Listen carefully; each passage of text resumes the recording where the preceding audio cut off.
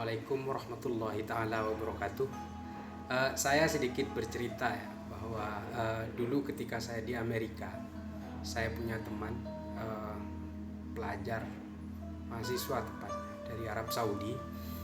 Eh, Dia ini kemudian saya baru tahu bahwa dia ini adalah salah satu cucu dari seorang yang cukup dikenal di Arab Saudi. Dia sekolah di Harvard. Sampai sekarang saya masih sering melakukan kontak dengan dia karena dia seorang jurnalis dan juga kita sering berdiskusi, bertukar pandang tentang kehidupan dunia Islam dan juga tentang Arab Saudi dan juga Indonesia. Lalu kita juga bertukar cerita. Terakhir saya melakukan kontak dengan dia kira-kira seminggu yang lalu, ya, tepatnya tanggal 9 April. 9 April saya ngobrol sama dia, lalu kita membahas, ada beberapa tulisan saya juga yang sering dia baca juga sebenarnya. Dia bukan follower saya di Instagram, tapi dia sering baca dengan mentranslate-nya ke dalam bahasa Inggris. Dia sangat ya sampai saat ini dia sangat mengapresiasi, bahkan dia mengakui bahwa tulisan saya di Instagram yang menceritakan tentang dunia Islam segala macam, dia sering jadikan bahan tulisan.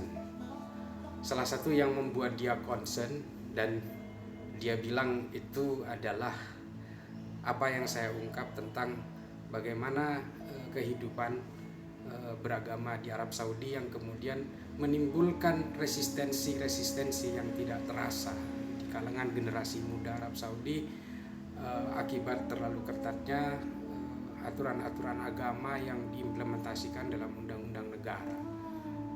It's what we really care about. Jadi pemerintahan di bawah Pangeran Muhammad bin Salman juga sangat peduli terhadap itu, terhadap gelombang-gelombang resistensi anak muda Saudi terhadap agama. Karena begini, di Saudi itu agama dan juga konsep ketuhanan, ini menurut dia konsep ketuhanan itu dialirkan melalui undang-undang negara yang sangat ketat. Ada segregasi juga di situ. Ada berbagai aturan-aturan yang membuahkan sanksi. Yang kita semua tahu bahwa di Arab Saudi menggunakan sanksi hudud. Jadi pencuri dipotong tangannya, pezina juga dirajam dan sebagainya. Sebagai bagian dari pelaksanaan hukum syariah Islam.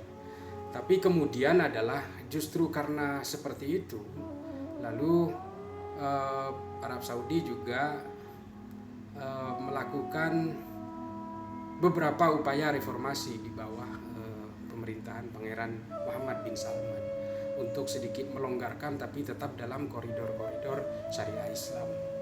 Salah satu yang sudah dilaksanakan adalah sedikit memberi celah kebebasan kepada wanita-wanita di sana untuk melakukan aktivitas.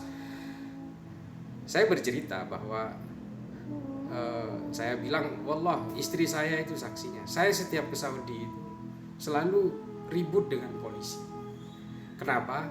Setiap saya melewati makam Rasulullah, saya selalu menangis. Karena kerinduan saya terhadap Rasulullah yang tidak bisa dibendung, saya selalu menangis setiap lewat depan makam Rasulullah. Tapi polisi di sana selalu menghajar saya dengan berbagai benda-benda, tapi saya tidak peduli, saya tetap melakukan itu. Lalu saya tunggu di luar makam Rasulullah di sebelah masjid. Saya selalu tunggu polisi yang menghardik saya. Saya bilang, kenapa? Saya menangis di makam Rasulullah, kamu larang. Ya, itu terlarang, nggak boleh menurut agama. Oke, jadi kamu lebih suka anak muda Saudi, orang Saudi sekarang lebih mengidolakan Rolls Royce, lebih suka mengidolakan GMC, lebih suka mengidolakan Cadillac, lebih suka mengidolakan Burberry dan sebagainya daripada Rasulullah. Itulah kenapa saya adukan ke teman saya yang jadi redaktur media di sana bahwa agama itu, aturan-aturan ketat tentang agama itu bisa dilakukan jika rakyatnya sudah betul-betul merasakan kemakmuran. Jika aturan-aturan ketat agama itu diberlakukan di dalam rakyat yang kelaparan, maka hasilnya akan seperti Sudan. Sudan hanya menjadi pengekspor pengemis bertangan buntung terbesar di dunia. Jika kita orang-orang Indonesia yang pernah ke Arab Saudi ketika umroh atau haji lalu menemukan deretan pengemis-pengemis bertangan buntung di sana. Itu orang Sudan. Sudan mengalirkan pengemis-pengemis bertangan buntung, bekas pencuri yang dipotong tangannya, yang tadinya supir truk lalu kemudian didakwa mencuri, dipotong tangannya, tidak bisa menjadi supir truk. Artinya apa? Aturan-aturan ketat, aturan-aturan hudud itu berlaku apabila rakyatnya sudah kenyang. Di tangan orang kelaparan, dia akan hanya menimbulkan masalah-masalah baru. Ironisnya, Saudi sejak dulu mengekspor ideologinya termasuk ke Indonesia dan juga mungkin Sudan.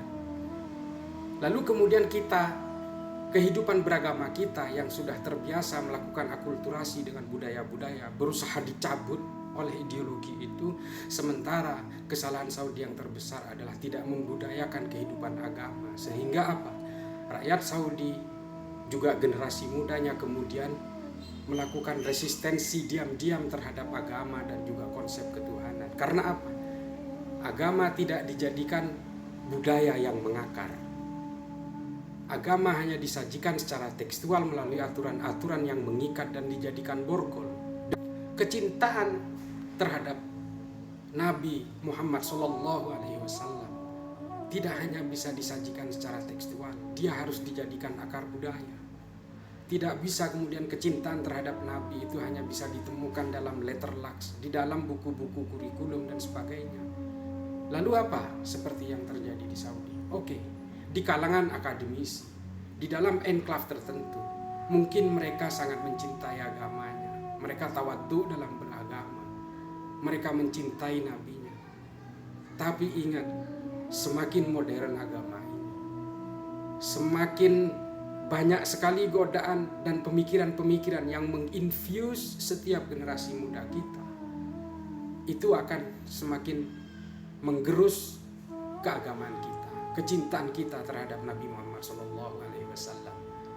Jadi alangkah baiknya jika agama itu justru dilakukan seperti di Indonesia, dengan akar-akar budaya, diakulturasi, lalu dibiarkan mengakar.